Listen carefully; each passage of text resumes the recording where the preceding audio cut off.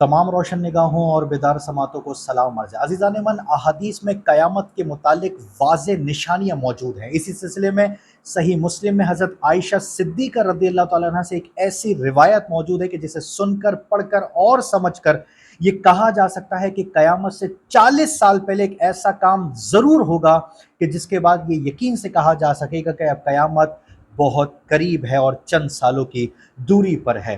क़यामत एक ऐसी अजीम तरीन सच्चाई है अज़ीज़ान मन के जिससे इनकार किसी सूरत मुमकिन नहीं। यही वजह है कि हर ज़माने में हर पैगंबर ने अपनी उम्मतों को क़यामत के मुतालिक डराया। जब सहाबा कराम रिज़वानुल्लाह ताला अलैहिम अजमाइन ने अल्लाह के नबी करीम सल्लल्लाहु अलैहि वसल्लम से क़यामत के मुतालिक सवाल किया तो आपने फरमाया कि मैं और क़यामत इन दो उंगलियों की तरह है, यानी मैं और क़यामत ऐसे नज़दीक हैं जैसे ये दो उंगलियां। सूरह आराफ में अल्लाह रब्बुल इज़्ज़त इरशाद फरमाता है कि ए महबूब, क्या ये लोग आपसे क़यामत के मुतालिक सवाल करते हैं कि वो कब कायम होगी? आप फरमा दीजिए कि इसका इल्म तो सिर्फ अल्लाह के पास है और उसको उसके वक्त पर अल्लाह के सिवा कोई जाहिर नहीं कर सकेगा। वो आसमानों और ज़मीन में बड़ा भारी हादसा होगा और वो उन पर महज अचानक आन पड़ेगी। इसी तरह सूरह मोहम्मद में अल्लाह इरशाद फरमाता है कि सो क्या ये लोग क़यामत के मुंतज़िर हैं कि वो इन पर दफतन आन पड़े?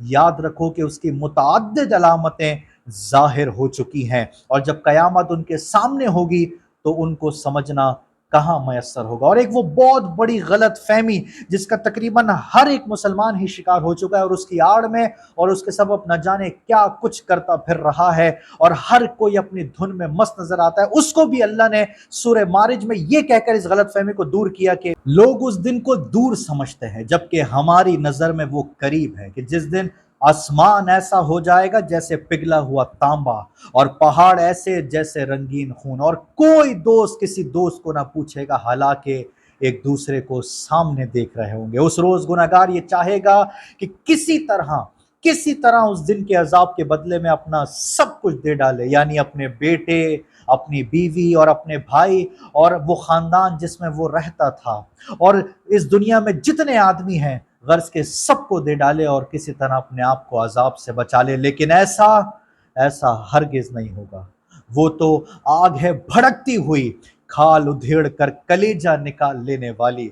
वो उन लोगों को अपनी तरफ बुलाएगी कि जिन्होंने दीन हक से इनकार किया और मुंह फेर लिया। अगर अहदीस की बात करें तो सही मुस्लिम में एक बड़ी अलार्मिंग हदीस मौजूद है। हज़रत अबू हुरैरा रज़ियल्लाहु तआला अन्हु से रिवायत है कि अल्लाह के नबी करीम सल्लल्लाहु अलैहि वसल्लम ने इरशाद फरमाया कि जब 3 चीज़ों का ज़हूर हो जाएगा तो किसी के लिए भी ईमान लाना फ़ायदेमंद नहीं होगा। सूरज का मगरिब से तुलू होना, दज्जाल का खुरूज और दाब्बतुल अर्द का ज़ाहिर होना। अल्लाह करे कि इन 3 कामों के पूरा होने से पहले हम इस्लाम लाने वाले भी ईमान ले आए। अब आते हैं उस हदीस की तरफ सही मुस्लिम की कि आखिर क़यामत से 40 साल पहले क्या होगा, जो हज़रत आयशा सिद्दीक़ा रज़ियल्लाहु अन्हा रिवायत करती हैं।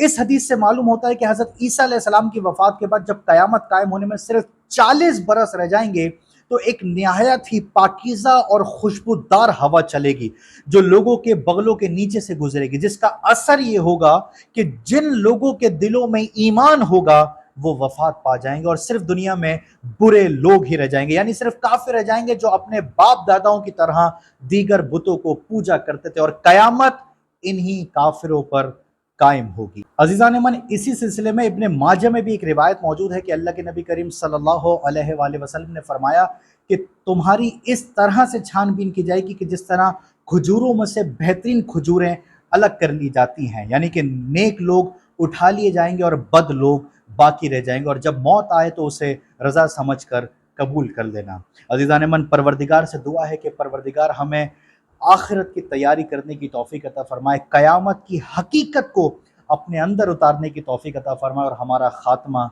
ईमान पर नसीब फरमाए। आमीन।